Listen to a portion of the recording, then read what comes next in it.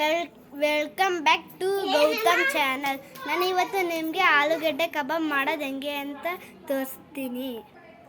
ನಮ್ಮ ಅಮ್ಮ ಎಲ್ಲ ಮಾಡವ್ರೆ, ಏನೇನು ಹಾಕಿದ್ರು ಅಂತ ಹೇಳ್ತೀನಿ. ಫಸ್ಟು ಆಲೂಗಡ್ಡೆನ ಸಿಪ್ಪೆಲ್ಲ ಬಿಡಿಸ್ಬಿಟ್ಟು ಕುಯ್ಬೇಕು. ಆಮೇಲೆ ಕಬಾಬ್ ಪೌಡರ್, ಆಲೂಗಡ್ಡೆನ ತೊಳೆದ್ಬಿಟ್ಟು ಆಮೇಲೆ ಕಬಾಬ್ ಪೌಡರ್ನ ಕಲಿಸ್ಬಿಟ್ಟು ಸ್ವಲ್ಪ ಫ್ರಿಜ್ಜಲ್ಲಿ ಇರಬೇಕು. ಆಮೇಲೆ ಎಣ್ಣೆಗೆ ಹಾಕಿ ಮಾಡಿದ್ರೆ ಕಬಾಬ್ ಆಗುತ್ತೆ, ಆಲೂಗಡ್ಡೆ ಕಬಾಬು. ನೋಡಿ ಹಿಂಗೆ ಮಾಡಿರೋದು, ಸ್ವಲ್ಪ ಫ್ರಿಜ್ಜಲ್ಲಿ ಇಕ್ಕಿದ್ದೀವಿ. ಇನ್ನು ಸ್ವಲ್ಪ ಹೊತ್ತು ಆದಮೇಲೆ ಎಣ್ಣೆಗೆ ಹಾಕಿದ್ರೆ ಕಬಾಬ್ ಆಗುತ್ತೆ.